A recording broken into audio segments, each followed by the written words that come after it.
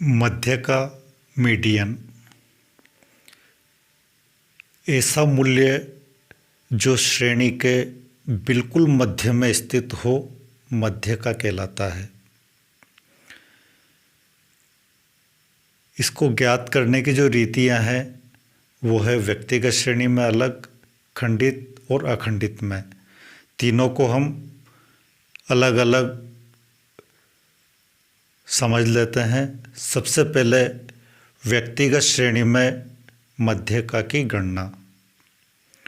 यहाँ व्यक्तिगत श्रेणी से मतलब है ऐसी श्रेणी जिसमें प्रत्येक मूल्य को व्यक्तिगत रूप से अलग अलग लिख रखा हो, वो व्यक्तिगत श्रेणी है। और व्यक्तिगत श्रेणी में मध्य का ज्ञात करने के लिए सबसे पहले श्रेणी को आरोही या अवरोही क्रम में व्यवस्थित किया जाता है। आरोही क्रम से मतलब यहाँ है सबसे पहले सबसे छोटा मूल्य, फिर उसके बाद उससे बड़ा मूल्य, फिर उसके बाद उससे बड़ा मूल्य और इसी तरीके से अन्य मूल्य। यानी सबसे छोटा सबसे पहले और फिर बड़ा, फिर बड़ा, फिर बड़ा और सबसे बड़ा लास्ट में। यानी जब मूल्यों को बढ़ते हुए क्रम में रखा जाए तो ये कहलाएगा आरोही क्रम। और अवरोही क्रम से मतलब है सबसे बड़ा मूल्य सबसे पहले, फिर उससे छोटा मूल्य उसके बाद, फिर उससे छोटा मूल्य उसके बाद और इसी तरीके से अन्य मूल्यों को रखा जाएगा। यानी सबसे बड़ा मूल्य सबसे पहले और सबसे छोटा मूल्य सबसे अंत में। यानी जब घटते हुए क्रम में मूल्यों को रखा जाएगा, बड़ा फिर छोटा फिर छोटा फिर छोटा, घटते हुए क्रम में जब मूल्यों को रखा जाएगा तो ये कहलाएगा अवरोही क्रम। बढ़ते हुए क्रम में मूल्यों को रखा जाता है तो आरोही क्रम, और घटते हुए क्रम में मूल्यों को रखा जाता है तो अवरोही क्रम। तो मध्य का ज्ञात करने के लिए व्यक्तिगत श्रेणी में सबसे पहला काम होगा मूल्यों को आरोही या अवरोही क्रम में व्यवस्थित करना। इसके बाद मध्यका की क्रम संख्या निर्धारित कर ली जाएगी n+1/2 सूत्र के द्वारा। यहाँ पर जो ये छोटा वाला m है इसका मतलब है मध्यका की क्रम संख्या। ये छोटा वाला m मध्यका नहीं है, ये मध्यका की क्रम संख्या है। और मध्यका की क्रम संख्या निर्धारित की जाएगी n+1/2।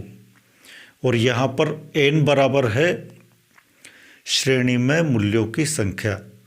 यानी श्रेणी में मूल्यों की संख्या में 1 जोड़ दिया जाएगा और उसके बाद उसमें 2 का भाग दिया जाएगा। जो भी आएगा वो कहलाएगा मध्यका की क्रम संख्या। इस क्रम संख्या का जो मूल्य है वह मूल्य मध्य का मूल्य होगा। मध्यका की क्रम संख्या के लिए हम छोटा m यूज करेंगे और मध्यका के लिए बड़ा m यूज करेंगे। तो पहले व्यक्तिगत श्रेणी में मध्यका की क्रम संख्या ज्ञात की जाएगी मूल्यों की संख्या में 1 जोड़कर 2 का भाग देने पर, यानी n+1/2 के आधार पर। और मध्यका की क्रम संख्या का उस क्रम संख्या पे जो मूल्य होगा वही मूल्य मध्य का मूल्य होगा। अगर मध्यका की क्रम संख्या पूर्णांक में नहीं आती हो, जैसे श्रेणी में मूल्यों की संख्या 11 है तो 11 में 1 जोड़कर 2 का भाग देंगे तो आएगा 6। छठे क्रम का जो मूल्य होगा वो होगा मध्य का। लेकिन अगर श्रेणी में मूल्यों की संख्या 10 है तो 10 में 1 को जोड़कर 2 का भाग देंगे तो 10 + 1/2 बराबर 5.5। यानी 5.5 से मतलब इस नंबर का कोई मूल्य नहीं है। तो इस स्थिति में मध्य का ज्ञात करने के लिए 5वें क्रम का मूल्य प्लस छठे क्रम का मूल्य बटा 2, यानी 5.5 है तो पाँचवें और छठे क्रम के मूल्यों को जोड़ देंगे और 2 का भाग देंगे, जो आएगा वो मध्यका। इसी तरीके से मध्यका की क्रम संख्या 4.5 आती है तो चौथे पद का मूल्य और पाँचवें पद का मूल्य बटा 2 बराबर मध्यका। अगर मान लो मध्यका की क्रम संख्या 12.5 आती है तो 12वें क्रम का मूल्य और 13वें क्रम का मूल्य दोनों को जोड़ देंगे और 2 का भाग दे देंगे, जो आएगा वो कहलाएगा मध्यका। ये तो था व्यक्तिगत श्रेणी में मध्यका का निर्धारण। यानी व्यक्तिगत श्रेणी में सबसे पहले समंकों को या मूल्यों को आरोही या अवरोही क्रम में रखा, फिर n+1/2 के आधार पर मध्यका की क्रम संख्या निर्धारित की और इस क्रम संख्या से संबंधित मूल्य मध्यका मूल्य होगा। खंडित श्रेणी में मध्यका का निर्धारण। खंडित श्रेणी से मतलब है मूल्य चाहे कितनी भी बार आया हो उसको एक ही बार लिखेंगे और जितनी बार वो आया है वह संख्या उसकी आवृत्ति कहलाएगी और उसकी आवृत्ति को उस मूल्य के सामने लिखा जाएगा। खंडित श्रेणी में मध्यका ज्ञात करते समय सबसे पहला काम होगा, सभी आवृत्तियों के आधार पर, हर एक मूल्य की अलग अलग आवृत्तियां प्रश्न में दे रखी होंगी, खंडित श्रेणी है तो इन आवृत्तियों के आधार पर संचयी आवृत्तियां ज्ञात की जाएगी। आवृत्तियों को इंग्लिश में बोलेंगे फ्रीक्वेंसीज और संचयी आवृत्तियों को बोलेंगे कम्युलेटिव फ्रीक्वेंसीज। संचयी आवृत्ति यानी पिछली आवृत्तियों को सम्मिलित करते हुए आवृत्तियों का योग। जैसे पहले मूल्य की जो आवृत्ति है वही पहले मूल्य की संचयी आवृत्ति होगी क्योंकि उसके पहले कोई मूल्य नहीं है। फिर दूसरे मूल्य की संचयी आवृत्ति यानी दूसरे मूल्य की आवृत्ति प्लस पहले मूल्य की आवृत्ति, इन दोनों का जो योग होगा वो दूसरे मूल्य की संचयी आवृत्ति। फिर तीसरे मूल्य की संचयी आवृत्ति, तीसरे मूल्य की आवृत्ति प्लस दूसरे मूल्य की आवृत्ति प्लस पहले मूल्य की आवृत्ति। चौथे नंबर के मूल्य की संचयी आवृत्ति निकालने के लिए चौथे नंबर के मूल्य की आवृत्ति, तीसरे नंबर के मूल्य की आवृत्ति, दूसरे नंबर के मूल्य की आवृत्ति और पहले नंबर के मूल्य की आवृत्ति, चारों आवृत्तियों को जोड़ने के बाद जो आएगा वो चौथे मूल्य की संचयी आवृत्ति। इसी तरीके से सभी मूल्यों की संचयी आवृत्ति ज्ञात कर ली जाएगी।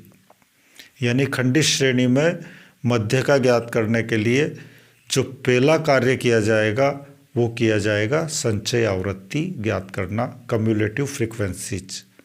इसके लिए शॉर्ट में CF संकेत यूज किया जाएगा। कम्युलेटिव फ्रीक्वेंसीज ज्ञात करने के बाद मध्यका की क्रम संख्या n+1/2 सूत्र से ही ज्ञात की जाएगी। यहाँ पर n का मतलब है मूल्यों की संख्या और खंडित श्रेणी में मूल्यों की संख्या होगी आवृत्तियों का जोड़। सभी मूल्यों की आवृत्तियों का जोड़ कहलाएगा मूल्यों की संख्या। यानी n बराबर यहाँ पर होगा आवृत्तियों का योग। आवृत्तियों के योग में 1 जोड़ेंगे और उसमें 2 का भाग देंगे तो ये आएगा खंडित श्रेणी में मध्यका की क्रम संख्या।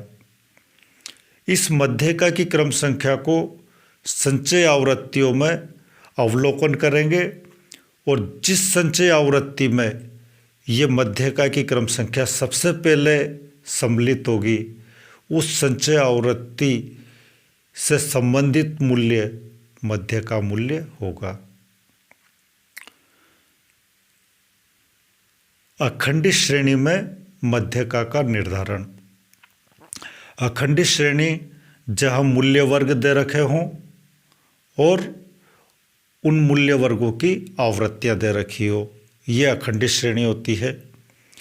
अखंडित श्रेणी में भी मध्यका ज्ञात करने के लिए सबसे पहला काम संचयी आवृत्तियाँ ज्ञात करने का होगा। संचयी आवृत्तियाँ उसी तरीके से ज्ञात कर ली जाएंगी जिस तरीके से खंडित श्रेणी में ज्ञात की जाती है। संचयी आवृत्तियाँ ज्ञात करने के बाद अखंडित श्रेणी में मध्यका की क्रम संख्या ज्ञात की जाएगी n/2 के आधार पर। व्यक्तिगत और खंडित श्रेणी में तो मध्यका की क्रम संख्या ज्ञात की जाती है n+1/2 के आधार पर, और खंडित श्रेणी में मध्यका की क्रम संख्या होगी n/2 के आधार पर। इसका जो कारण है वो ये है कि मध्यका चाहे आरोही क्रम में मूल्यों को रखें या अवरोही क्रम में मूल्यों को रखें, मध्यका श्रेणी के सबसे मध्य का मूल्य होगा। आरोही या अवरोही में रखें, मध्यका दोनों ही स्थितियों में एक ही आएगा और श्रेणी के बिल्कुल मध्य का मूल्य आएगा। व्यक्तिगत और खंडित में हम n+1/2 रखेंगे, तब श्रेणी के मध्य का मूल्य मध्य का आता है, और अखंडित श्रेणी में हम n/2 रखेंगे मध्यका की क्रम संख्या का मान, तब अखंडित श्रेणी में मध्यका श्रेणी के बिल्कुल मध्य वाला मूल्य आएगा। n/2 के आधार पर मध्यका की क्रम संख्या निर्धारित करने के बाद अगले क्रम में इस मध्यका की क्रम संख्या को संचय आवृत्तियों में ऊपर से अवलोकन करेंगे, और जिस संचय आवृत्ति में ये मध्यका की क्रम संख्या सबसे पहले सम्मिलित होगी, उस संचय आवृत्ति से संबंधित मूल्य वर्ग मध्यका का मूल्य वर्ग होगा। इस मध्यका के मूल्य वर्ग में सूत्र द्वारा मध्य का मूल्य निर्धारित कर लिया जाएगा। मध्यका का जो सूत्र होगा अखंडित श्रेणी में मध्यका की क्रम संख्या ज्ञात करने के बाद, वो होगा मध्यका वर्ग की निम्न सीमा प्लस मध्यका वर्ग का वर्गांतर बटा मध्यका वर्ग की आवृत्ति, इसके बाद इंटू मध्यका वर्ग की क्रम संख्या और मध्यका वर्ग से पहले वाले मूल्य वर्ग की संचय आवृत्ति। यहाँ पर L1 से मतलब है मध्यका वर्ग की निम्न सीमा, I से मतलब है मध्यका वर्ग का वर्गांतर, और F से मतलब है मध्यका वर्ग की आवृत्ति, और M से मतलब है मध्यका वर्ग की क्रम संख्या यानी n/2, और C से मतलब है मध्यका वर्ग से पहले वाले वर्ग की संचय आवृत्ति। इस सूत्र में मूल्यों को रखने के बाद हल कर लिया जाएगा, और जो हल प्राप्त होगा वो होगा मध्य का मूल्य। ये था अखंडित श्रेणी में मध्यका का निर्धारण।